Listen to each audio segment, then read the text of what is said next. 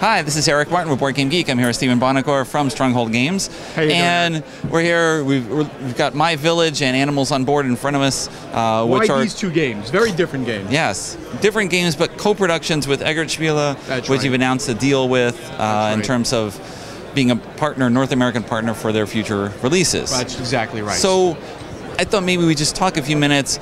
You can talk about this deal in particular, but also just the nature of international partnerships and how they work. Right. So go for it. What sort of overview do you have? How much say do you have in what Eggert Spiele does?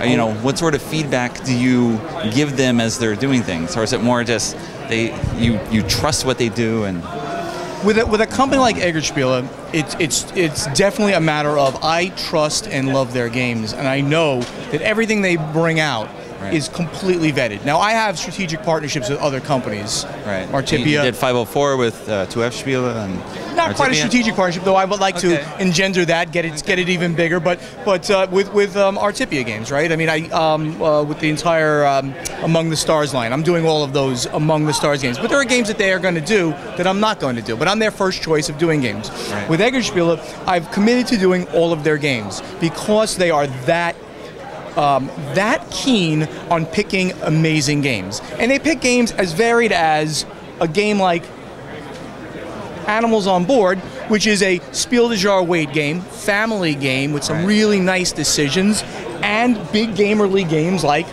the Village line. They have the original Village line, which we pick up the entire line, and the new My Village, which is going to be coming out later this year. Or the Steffenfeld's Jorvik, which you're going to be doing, which is, again, it looks very straightforward, but his games can be involved. Can be really big, really involved games. So they just know how to pick games. So we have committed to doing all of their games for North American in English. Now, why or how does one get to those kinds of partnerships? I think this is kind of one of the questions you were asking me as well.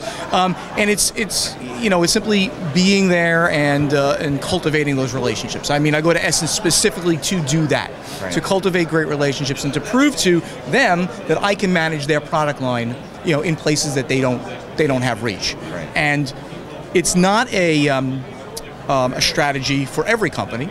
Many companies simply are like their design houses, and that's great. I certainly don't. I don't have the time or the manpower to simply get game after game after game just internally into Stronghold. I do that occasionally with games like Bear Valley. This game directly from Carl Chuduk, and we did some development on it. And we brought it out with Carl's, and this is going great.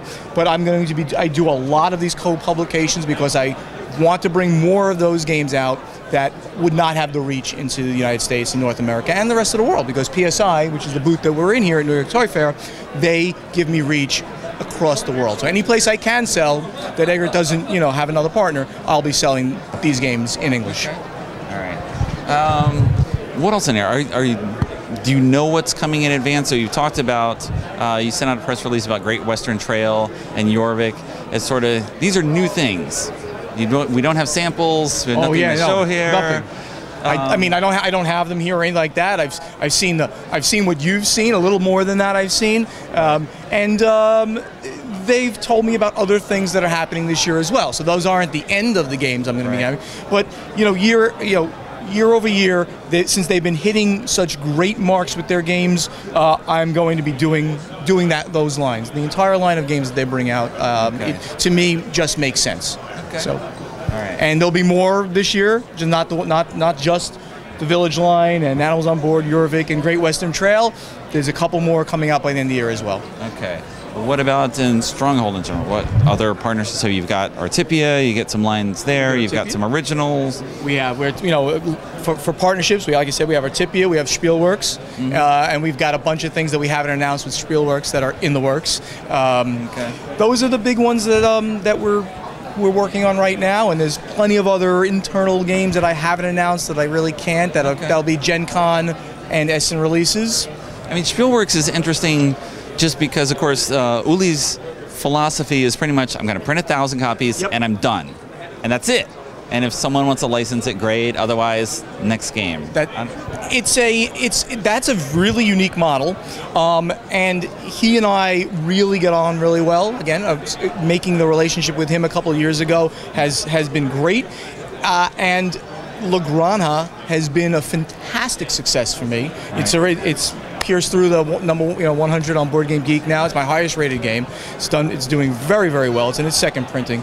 And I have some games that I'm doing with, in that second printing, sort of, which is in that second edition with Spielworks. But Uli wears a couple of hats. He also works for other companies. So he and I are working on some other things with Blackfire. Okay. I guess I can say that. We're working on them. I can't tell you what they are.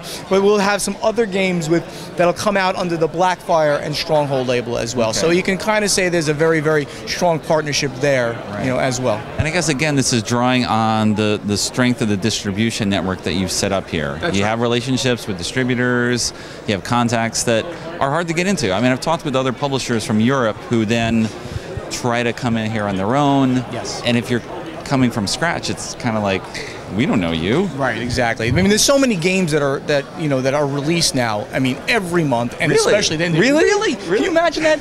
There's so many games that distributors don't want to pick up someone new. Right? Strong Games is a known quantity. Now been around for 6 years. Strong product lines. So they're working with us, right? And we're selling strongly into North America and around the world. They want to buy my product. A new guy, even if you got great games, they don't have that cred. They don't have that track record. So, and they don't have a stream of games. If you have one game, it's really like one game. Well, and, I might have one next year. Right. They don't want that. Because the cost of doing business with you for one game versus you having 5 games is pretty much the same. Yes, exactly. I mean, there's the warehousing and all this stuff that has to happen, and they have to take games and try them.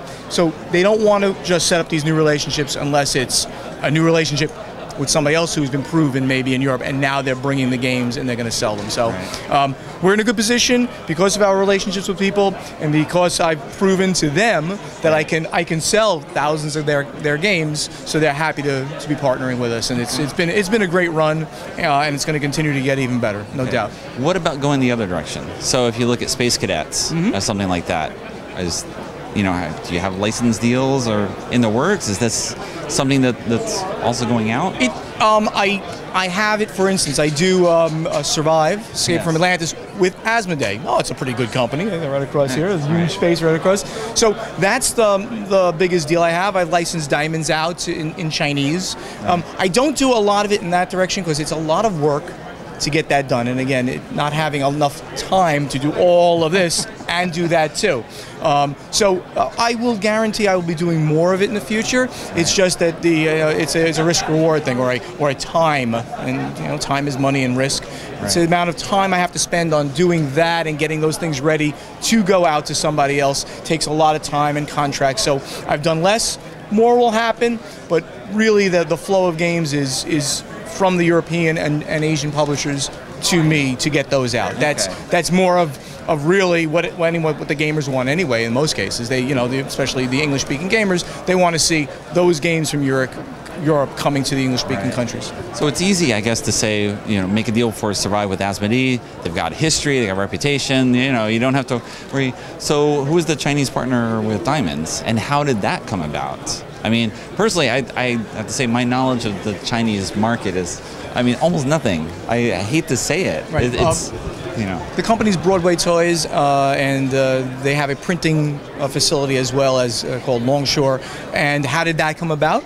Introductions by other people in the industry. Mike Gray is a legend in the industry, worked for Hasbro for 30 years, and he retired from them and is doing consulting, and he was consulting for them, and he basically said, hey Steven, why don't you talk to these guys, they'd love to bring more games out. We met, game comes out, so things like that. And when somebody of Mike Gray's caliber says, hey Steven, talk to these guys, they know what they're doing, that's a good in, and it's a good thing to know that somebody else is vouching for them. So okay, yes, the reputation and sort of the relationships, exactly, they matter a lot. They do. They do. Right. So I apologize for punching you the other day. Sorry, it was just for funsies. Hope you'll forgive me someday. I think so. Thank you. Thanks, man.